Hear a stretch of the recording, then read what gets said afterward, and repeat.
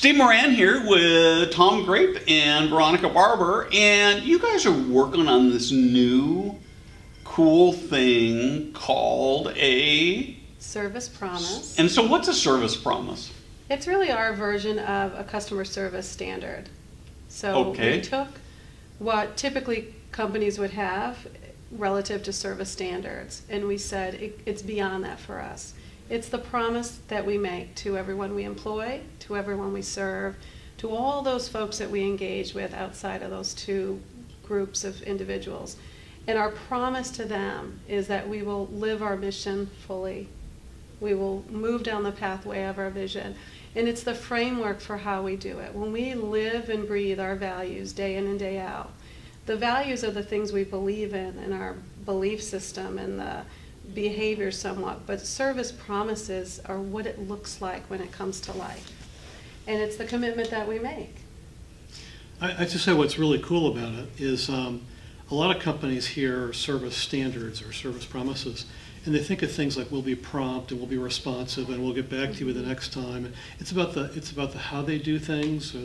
This is not about that. This is about the way we relate to people. And so we know that people expect their food served on time and a good array of activities and their bills to be done correctly. That's the given. That's what they pay us to do.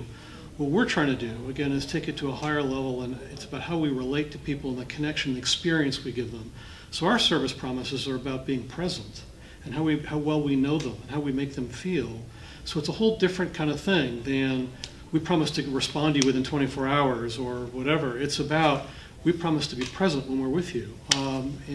So again, it's not about the checkbox, right? It's not about a checkbox. It's about doing something that's really substantive. Right. It's very cool stuff. Yeah, and it's about putting us in that space where we can say it is all about that experience we're trying to create. Yeah.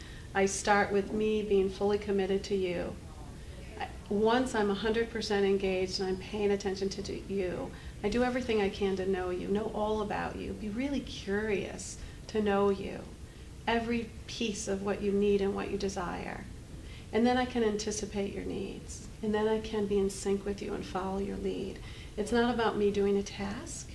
It's about me understanding the way you like to do what you do. And I'm there supporting you, helping you, following your lead, anticipating the things that matter to you most and bringing them to fruition. And then at the end, as we go up this pyramid, which is very similar to Maslow's hierarchy, it's a building block approach where they're not 5 separate and distinct standards. It's a journey and a pathway for how we get there. And we start with the basic I'm present and we keep moving up. But the bottom ones have to be there before we can ever get to the higher level ones. When we ultimately get to the highest moment, it's the benchmark experience. It's the wow moment that I have just created and helped to create, that you have this incredibly wonderful, spontaneous, incredible experience, the benchmark experience. So it's a really wonderful model, and we're not teaching it in the traditional ways either, right? It's not a classroom approach. It's a conversation, it's a story, it's a journey of understanding of what it looks like and what it feels like. And we're shifting all of the way that we do training and learning into a very different, and Steve, you and I talked about this last evening, classroom learning doesn't work. Yeah.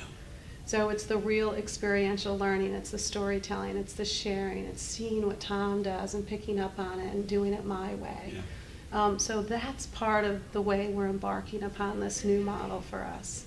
Cool. Well, this is really cool. I can hardly wait to see it roll out. So appreciate the time. Thank you. Cool. Thanks.